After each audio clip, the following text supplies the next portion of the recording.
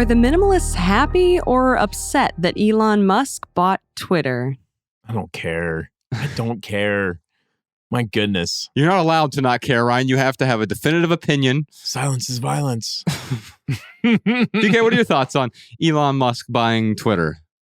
I mean, just personally, I literally felt no emotion, positive or negative, about that decision. Like, my honest reaction was, oh, interesting. Mm-hmm. I know who Elon Musk is. He does a lot of interesting stuff and says a lot of interesting things. I have such a hard time knowing where he's coming from because he just strikes me as the kind of person that's playing games half the time with what he tweets. Like, he's like massively trolling people. I have no idea what he's thinking and what's going on. But like, I didn't leap into like, oh, this is a political victory for X, or like, oh, this is a great danger to society. Mm-hmm. I'm curious about it. And I'm interested in seeing what the social media space looks like a year from now, 2 years from now. I think there is danger in just assuming that everybody who seems to be on your side in some kind of way is some great champion of freedom every time they do something like this. Look, for all I know, because I've been around and I've seen it happen before, 2 years from now, the Twitter experience could be as anti-freedom as people always thought it was, and Elon Musk is just supporting the status quo. That could be the reality. Or for all I know, 24 months, Twitter could be like, whoa, I'm so glad Elon bought it.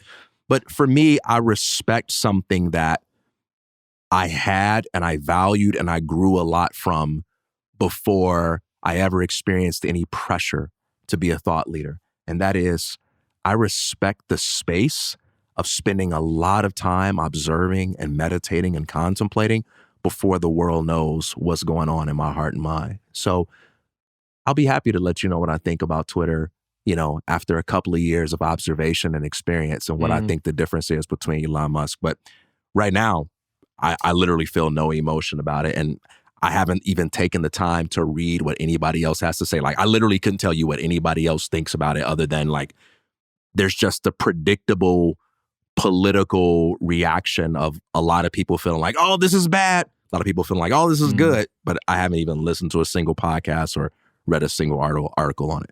And I won't. The topic that comes up with this is censorship.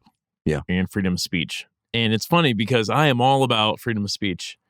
And I love that First Amendment, man. Yeah. I love that we can say anything we want without any repercussions. But there are a lot of people who I want to shut the hell up. So if I had that power, absolute power corrupts absolutely. There are certain people I would shut the hell up. You would just like delete their accounts. Oh yeah, I'd be like, no, sorry, this is a private business. I do whatever I want. You're not welcome here. Bye. Yeah. So it's like, it's funny, but I can recognize how that's hypocritical. And, you know, with Elon Musk, like, yeah, like there are certain people that he's probably not going to, ban from Twitter. Like Alex Jones is a great example. I think that, like, I don't want to hear what he has to say. In fact, I think his lies and the pedestal that he's on has real life consequences. And those real life consequences affect people in a negative way. So yeah, like I would shut him up, but I also see that that's counterintuitive to freedom of speech. So, I mean, I don't know what else to say except like we're all hypocrites in some way, and I can see it in myself. I don't really know how to deal with it. But, I recognize the fact that like that's one of the ways that I'm very hypocritical. Well, there is the all important private public distinction, right? Mm-hmm. On a private platform. So like if you take like the purely voluntarist or a libertarian position on freedom of speech, you could say, hey, in your store, in your home, or on your platform where you are the owner, you get to set the rules no matter how silly and superficial they may be. Sure. And so if you want to say, hey, to come into my restaurant, you got to have a shirt on or shoes, or you're not allowed to swear or even crack jokes or talk about basketball, that's your right to say, in my domain that I own, these are the rules, and you're free to not come on my domain. You're free to go give your money and time and energy to a competitor. So I don't think it's hypocritical to say, hey, if I owned a restaurant or if I owned a platform, I would only allow certain people to set up an account, whatever. It would make you unpopular. It will make you subject to criticism, but that's all part of the fair game of free speech. Free speech doesn't mean you are immune from disagreement and social ostracization. It just means no one with the threat of coercion, no central institution with the threat of coercion has the power to fine you or lock you up for expressing your views. Yeah. So I don't think there's any inherent hypocrisy with that. But, what I would say is that, I think about quoting C.S. Lewis again, that he says, it may be true that some men deserve to be slaves, but no one among us deserves to be a master. And whenever I think about like controlling speech and censorship, I always think to myself, certainly there are people that are worthy to be censored, but who among us is worthy to be the censor? And I don't think there's anybody out there that's noble enough, trustworthy enough, righteous enough, or consistent enough to be a worthy censor of ideas. And so I'm a big champion of saying, let all the crazy people talk, because I trust humanity's ability to think critically about what they're going to believe more than I trust some central institution's ability to say, no, we are the truth detectors.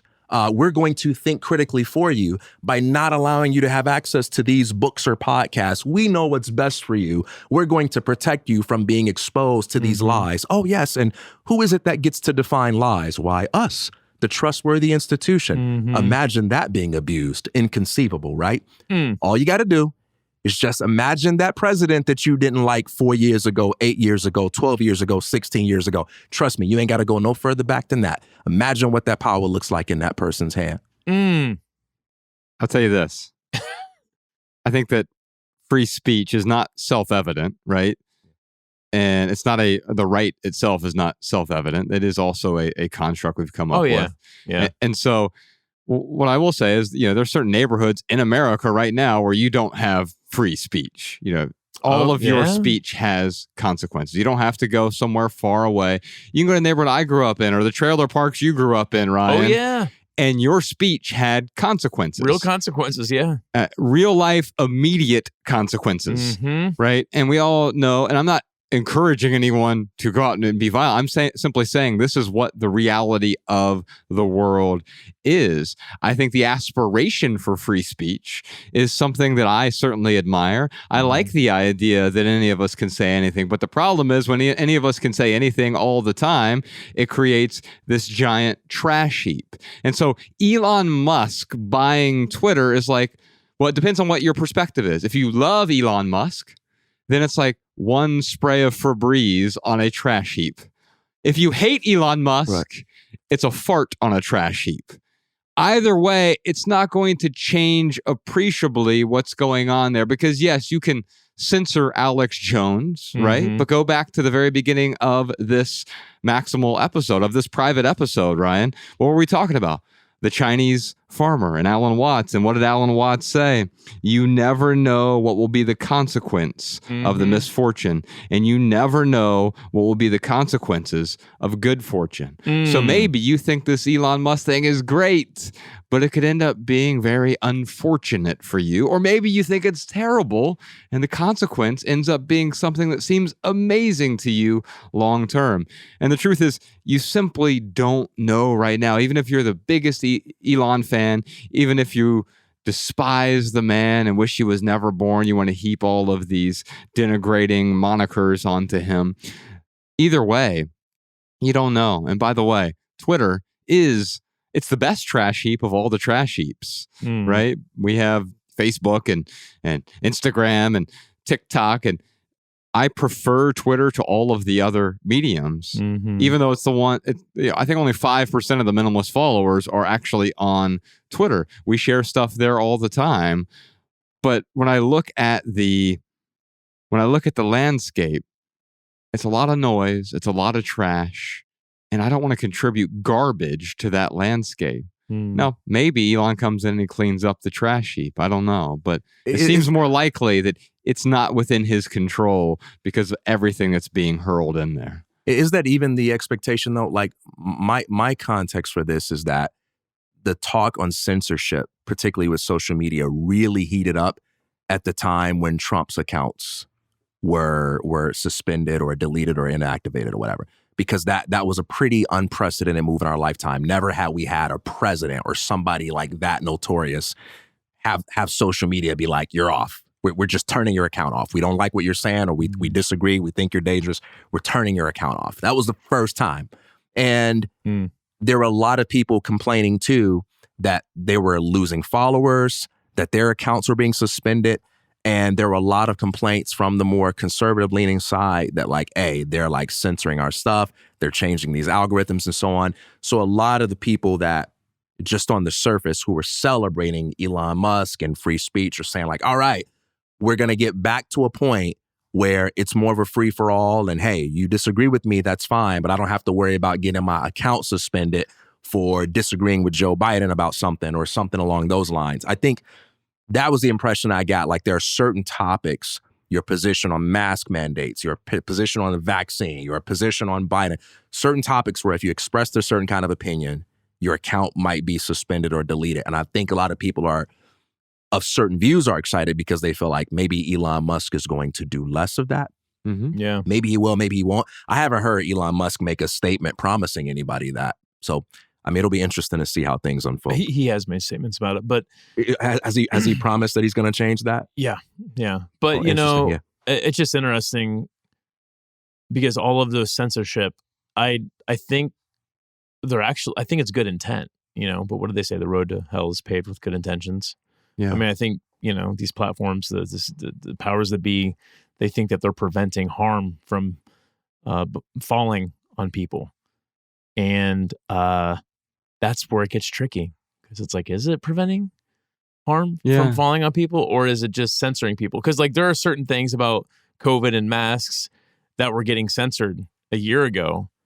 And then, all of a sudden the CDC has new information and they're like, oh, our perspective has changed. And now these things that were getting censored a year ago, they're allowed to be on platforms because the CDC has said it. Okay, yeah, we agree with these things now. And there's all these outliers that it's hard. It's not black or white. That's really what I'm trying to say. Like there's a lot of outliers that, and a lot of nuance that I don't think there's any human on this planet that can sift through all the nuance and make the best decision that leaves or that prevents harm from falling on anyone. Yeah, and yet who do we trust to make sense of that nuance? Like, it's okay to seek out curators. I go to museums and they curate a museum, but I'm choosing to go to that museum and experience that curation. Yes, Twitter is not a curator. Right, and I think that's the difference, right? If all of a sudden a art museum came to my house and started moving pictures around, I would be incensed by that, right? Because now and I think it goes back to the sunlight is the greatest disinfectant. Because for me, when I see Alex Jones, I see him as a comedian. I don't know how people take him seriously. I think one of the reasons they do take him seriously, though, is as soon as he's censored, it makes people think like, well, wait a minute. Yeah. Oh, what do we do? We're censoring the truth, right? Yeah, I think the best way to expose someone like Alex Jones is what Andrew Schultz did, former podcast guest of ours, that he brought him on his podcast and let him just pontificate for 2 hours. And all of a sudden, I saw like, oh, I would never take this seriously now. But if all this was censored, it piques my curiosity. I wonder what he's saying. What are they hiding? Yeah, I think the best way to make a conspiracy theory sound or look credible is to censor it and try to make the information inaccessible, because the conspiracy theory is going to be based on an us against them mentality that says this is the stuff they don't want you to know. Every conspiracy theory is based on that presupposition. This is something they don't want you to know. And you validate that, you reinforce it, make people more curious about it. But, I've always thought that conspiracy theories are a great invitation, a great opportunity to engage in philosophy, because what a conspiracy theory essentially does is says, here's the mainstream story that you're told about something important. Mm-hmm. And here's a theory about how that's a lie and you're being deceived. And I think it's a great opportunity for people to accept the challenge of saying, okay, I totally am free to disagree with this conspiracy theory. Let's just make that the default, laughing at it as the default. But let's earn our right to laugh at bad ideas. Why do you think it's false? Because it's not just about what you believe. It's about how you hold that belief and why you hold that belief. And I think conspiracy theorists can challenge us in a healthy way to make us say, all right, I disagree with what he's saying. I accept the mainstream story, but why? Why do I think that person's wrong? I always think that's a valuable enterprise, and I don't think human beings should be protected from it. I think human beings should be encouraged to do it. That doesn't mean that, as parents, for instance, or as teachers, when we're dealing with minors, that we just let them watch whatever they want on TV. We want to protect them in the sense of teaching them the principles of critical thinking until they get to an age of like watching certain types of things or consuming certain types of content. But I'm actually a big fan of bringing it all into the light and saying, let's have public discussions about this controversial conspiratorial view, because if it's nonsense, bringing it out into the light will expose it. We don't have to run from it. We don't have to be afraid of it. But if there's some truth to it, perhaps we can learn, because every generation has commonly accepted truths that were a conspiracy to previous generations. Did you enjoy this standalone Patreon highlight? If so, you can listen to full episodes of the Minimalist Private Podcast, available exclusively on Patreon. Visit patreon.com/theminimalists or click the link in the description. Your support keeps our podcast and YouTube channel 100% advertisement free.